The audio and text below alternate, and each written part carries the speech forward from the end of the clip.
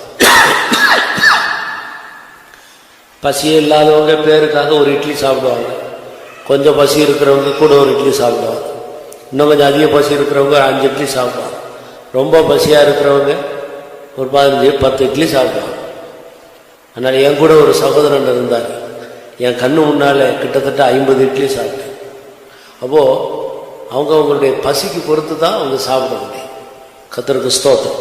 அதே போல தான் நம்முடைய ஆவிக்குரிய வாழ்க்கையும் கூட பரிசுத்தத்தின் மேலே, நீதியின் மேலே எவ்வளவு பசி தாகம் இருக்கிறதோ அதற்கு ஏற்ற விதத்தில் தான் ஒரு மனிதன் பரலோகத்தை இல்லாவிட்டால் இயேசுவை அனுபவிக்க முடியும்.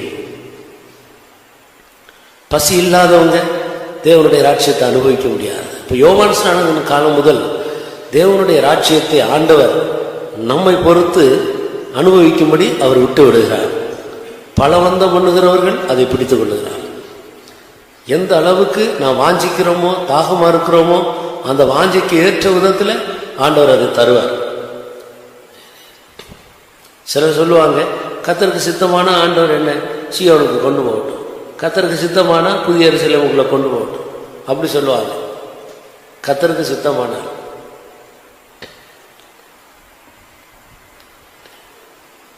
கர்த்தருடைய சித்தம் உன்னுடைய வாஞ்சியை பொறுத்து காணப்படுகிறது. நீ எந்த அளவு வாஞ்சிக்கிறாயோ அந்த அளவு உன்னை திருப்திப்படுத்த அவர் சித்தம் உள்ளவராக இருக்கிறார்.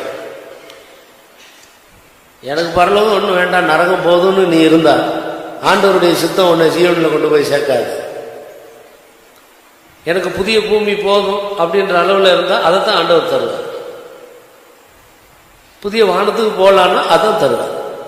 புதிய எருசலேமுக்கு போகணும்னா அதான் கிடையாது. சீயோனுக்கு போக வேண்டும் என்றால் அதை கத்தது. உன்னுடைய பசி, உன்னுடைய தாகம் எந்த அளவோ அந்த அளவை படி உன்னை திருப்திப்படுத்த அவர் சித்தமா இருக்கிறார். அதான் தேவை சித்தம். சும்மா ஆண்டவர் மேல குற்றம் சொல்லிட்டு தப்பலான்னு யோசிக்காதீங்க. இந்த இடத்துல கர்த்தருடைய வசனத்தை நன்றாக கவனித்து பாருங்க. யோவான் ஸ்நானகன் காலம் முதல் தேவனுடைய ராஜ்யம் பலவந்தம். அது ஒரு போஸ்ட் மாதிரி, உனக்கு எவ்வளவு உயரத்தில் ஏற முடியுமோ ஏறிடும். அது உன்னை பொறுத்து. ஆண்டவருக்கு வித்தியாசமே கிடையாது. அவர் பட்சபாதம் இல்லாத தேவை. எந்த அளவு வாஞ்சிக்கிறாய் வித்தியாசம் இல்லாமல், அது சகோதரனோ சகோதரியோ, முதிர்ந்த வயதுள்ளவங்களோ கொஞ்சம் வயதுள்ளவங்களோ, நீண்ட நாட்களுக்கு முன்னால் இந்த சத்தியத்துக்குள்ள வந்தவங்களோ இப்போ வந்தவங்களோ, அதெல்லாம் பிரச்சனை இல்லை. உன்னுடைய வாஞ்சி, உன்னுடைய தாகம், உன்னுடைய பசிக்கு ஏற்ற விதத்தில் உன்னை திருப்திப்படுத்த கர்த்தர் உண்மையில் வரும். அது யோவான் ஸ்நானகன் காலம் முதல் அப்படி வந்துட்டு.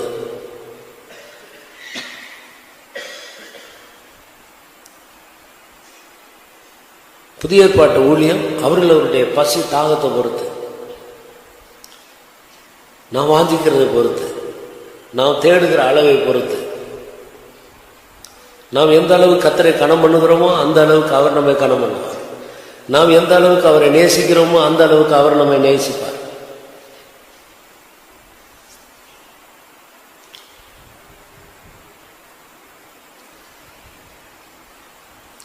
கர்த்தராகிய இயேசு கரை திரை முதலானவைகள் ஒன்றுமில்லாமல் பரிசுத்தமும் பிழையற்றதுமான ஒரு மகிமையுள்ள சபைக்காக அவர் தன்னை ஒப்பு கொடுத்துட்டார்.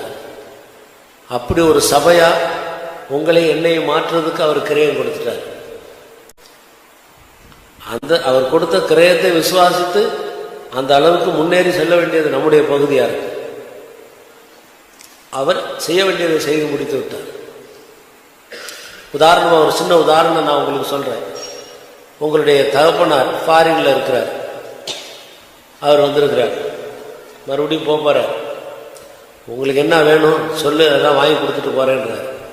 நாளைக்கு போறார், இன்னைக்கு கேட்கிறார் என்ன வேணும், நீங்க ஒரு கார் வேணும்னு கேட்குறீங்க. அப்போ ஒரு கம்பெனியில் பக்கத்தில் ஃபோர்டு கம்பெனியில் போய் இருக்கிறதுல ரொம்ப காஸ்ட்லி கார், எத்தனை லட்சமோ அத்தனை லட்சம், லேட்டஸ்ட் மாடல், எல்லா ஆட்டோமேட்டிக் சிஸ்டத்தில் உள்ள ஒரு காருக்கு வேண்டிய முழு கரையமும் கொடுத்து, அது கொடுக்க வேண்டியதெல்லாம் தாராளமாக முழு கரையமும் கொடுத்துட்டார். கொடுத்து உங்கள் பேரில் வாங்கிக்கணும்னு சொல்லிட்டு போயிட்டார் அவர். நீங்கள் அந்த கம்பெனிக்கு போகிறீங்க, எங்கள் அப்பா ஒரு கார் வாங்கிக்க சொன்னார். இந்த பாருங்க எல்லாம் கொடுத்துட்டாரு, எனக்கு கார் வேணும். சரி சரி, ஒரு செகண்ட் ஹேண்டு கார் ஆக்சிடெண்ட்டில் வந்தது, கொஞ்சம் தட்டி கிட்டி சரி பண்ணி பெயிண்ட் அடித்து வச்சுருக்காங்க, அதை கொடுக்குறாங்க உங்களுக்கு. சரி, ஏதோ ஒரு கார் கிடைச்சா பரவாயில்ல, வாங்கிட்டு வந்துடுவீங்களா? நல்லா ரன்னிங் கண்டிஷனில் தான் இருக்குது, அது போதும், அதை வாங்கிட்டு வரணும்னு சொல்கிற. அப்படி சொல்கிறவங்க கை உயர்த்துங்க. ஓடுற கார் தான், ஓடும், கை உயர்த்துங்க. சரி, ஆக்சிடெண்ட் ஆகாத கார் தான், நல்ல காரு, 1 இயர் ஓல்டு, அதை கொடுக்குறாங்க, வாங்கிட்டு வந்துடுவீங்களா? உங்கள் அப்பா எதுக்கு கிரயம் கொடுத்துருக்குறாரு? இருக்கிறதுல லேட்டஸ்ட் மாடல் காஸ்ட்லி கார், அதுக்கு அவர் கிரயம் கொடுத்துருக்காரு. நீங்கள் சுறுசுறுப்புள்ள ஆளாக இருந்தால் கேட்க மாட்டீங்க, எங்கள் அப்பா இந்த காருக்கு கிரயம் கொடுத்துட்டு போயிருக்காரு, அதில் ஒன்றும் தவறாமல் அதே கார் எனக்கு வரணும். கிளைம் பண்ணுவீங்களா, பண்ண மாட்டீங்களா? நீங்கள் சூடு சொரணை உள்ள ஆளாக இருந்தால் அதைத்தான் கிளைம் பண்ணி வாங்கணும். இல்லை ஏதோ ஒன்று ஓடுற கார் கொடுக்குறாங்க, வாங்கிட்டு வந்துட்டா அது நீ சரியில்லைன்னா. அதே போல தான் நம்முடைய ஆண்டவர் நமக்காக கிரயம் கொடுத்திருக்கிறது. கரை திரை முதலானவர்கள் ஒன்றும் இல்லாமல் பரிசுத்தமும் பிழையற்றதுமான ஒரு மகிமையுள்ள சபையா உங்களை என்னையும் கொண்டாந்து நிறுத்துறதுக்காக அவர் கிரயம் கொடுத்துட்டார். இதை நம்ம கிளைம் பண்ணி வாங்கணும். தேவருடைய ராட்சியம் பலவந்தம் பண்ணப்படுகிறது. கர்த்தர் உனக்கு எவ்வளவு கிரயம் கொடுத்திருக்கிறார் யோசித்துப்பார். ஒரு சின்ன குறை இருக்கிறதுக்கு கூட நம்ம ஒத்துக்கொள்ளக்கூடாது. இல்லையே, எல்லாம் ஜெயிச்சாச்சு, ஒரு சின்ன குறை இருக்கு, பரவாயில்ல போயிடலாமா, ஒத்துக்கொள்ளக்கூடாது. ஒரு சின்ன குறை இருந்தா புதிய எருசலேமுக்குள்ள சீயோனுக்குள்ள போக முடியுமா?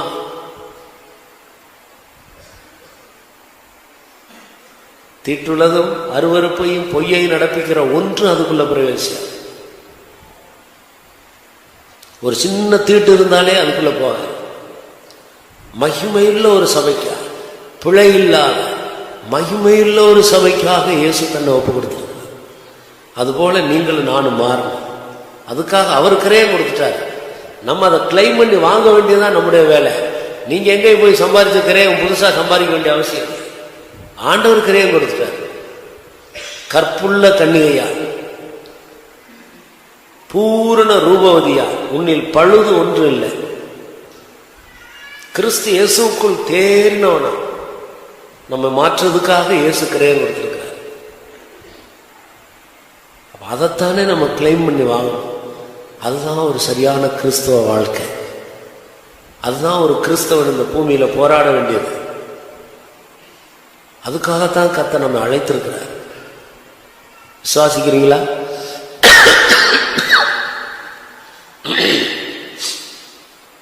உங்க அப்பா உங்களுக்கு ஒரு நல்ல வீடு வேணும்னு கேட்குறீங்க. ஒரு 2 கிரவுண்டில் சுற்றிலும் நல்ல காம்பவுண்டு போட்டு, இதில் அண்டர் கிரவுண்டு வேற கட்டி, first floor, second floor, third floor, இது 3 எல்லாம் காஸ்ட்லி கிரைனட் கல்லில் போட்டு, இப்படிப்பட்ட ஒரு நல்ல கிச்சன் எல்லாம் கட்டி, இப்படி முடிக்கிறதுக்கு ஒரு கான்ட்ராக்டரை கூப்பிட்டு, இந்த இடத்துக்கு எவ்வளவு காசோ அந்த இடத்துக்கு வேண்டிய காசு, காம்பவுண்டு, அது உள்ள கார் பார்க்கிங், அது இது என்னென்ன வேணுமோ எல்லாம் கம்ப்ளீட்டா முடிச்சு முழு கரையமும் கொடுத்து என் பையனுக்கு இதை கொடுத்துட்டு போயிட்டார். அந்த கான்ட்ராக்டர் உங்களை கூப்பிட்டு, உங்க அப்பா 2 கிரவுண்டுக்கு காசு கொடுத்துட்டு போயிருக்கா, இந்த அந்த 2 கிரவுண்டு காலியா இருக்கு, நீ எடுத்துக்க, நீனே கட்டிக்கன்னா விடுவீங்களா? அப்பா என்ன பேசினாரோ அதே போல முடிகிற அளவுக்கு நம்ம விட மாட்டோமே. ஏன்னா அவர் கிரயம் கொடுத்திருக்கிறார். இயேசு எனக்காக உங்களுக்காக கிரயம் கொடுத்திருக்கிறார். ஒரு சாதாரண பரிசுத்தத்தில் நம்ம திருப்தியா இருக்கக்கூடாது. ஏதோ கொஞ்சம் பரவாயில்லை, முன்னால விட பண்ணா நல்லா இருக்கிறேன், பரவாயில்லைன்னு சொல்லிட்டு அதுல திருப்தியா இருக்கக்கூடாது. ஆண்டவர் சீக்கிரம் வரப்போகிறார். ஸ்தோத்திரம். அப்படினால் அவர் எதற்காக கிரயம் கொடுத்தாரோ அதுபோல நான் மாற வேண்டும். அதுல கொஞ்சம் கூட குறையக்கூடாது. இந்த வாஞ்சியோடு தான் நாள்தோறும் நாம் ஜீவிக்க. தேவனுடைய ராட்சியம் பலவந்தம் பண்ணப்படுகிறது. கண்களை மூடுவோம். 5 நிமிடம். தேவனுடைய ராட்சியம் பலவந்தம் பண்ணப்படும்.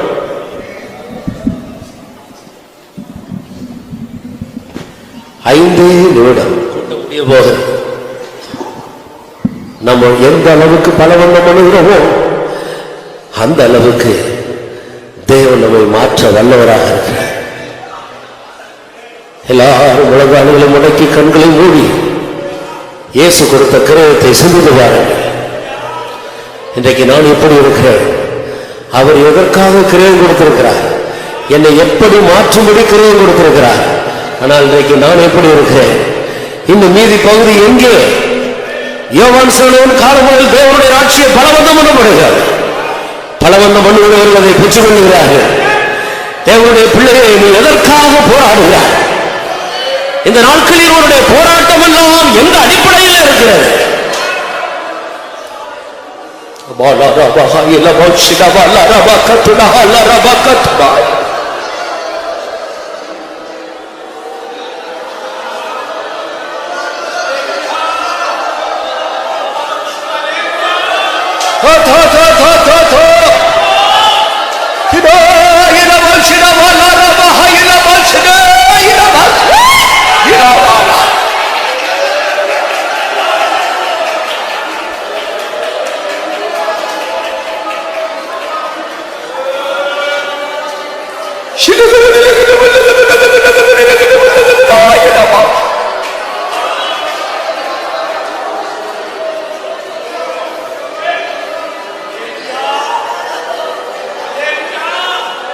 சீயோனே, எருசலேமே, உன் தூசியை உதறிவிட்டு எழும்பு. உன் வல்லமையை தரித்துக்கொள். உன் அலங்கார வஸ்திரங்களை உடுத்திக்கொள். இயேசு உனக்காக கொடுத்த, எதற்காக கிரயம் கொடுத்தாரோ அந்த அனுபவத்தை பெற்றுக்கொள்.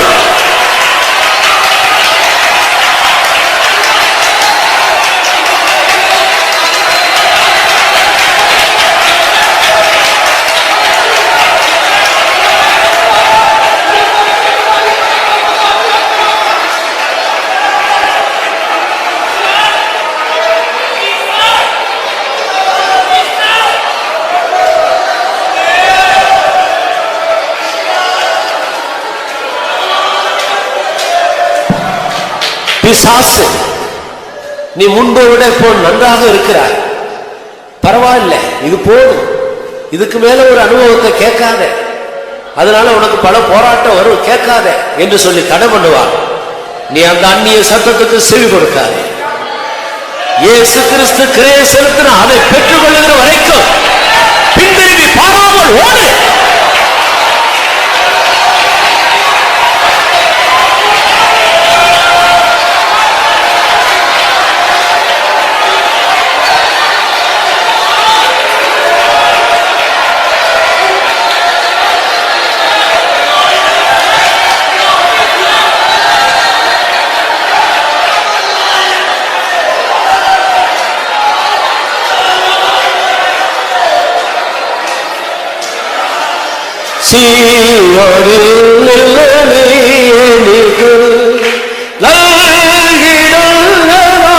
செங்கோலும் உபதேசம்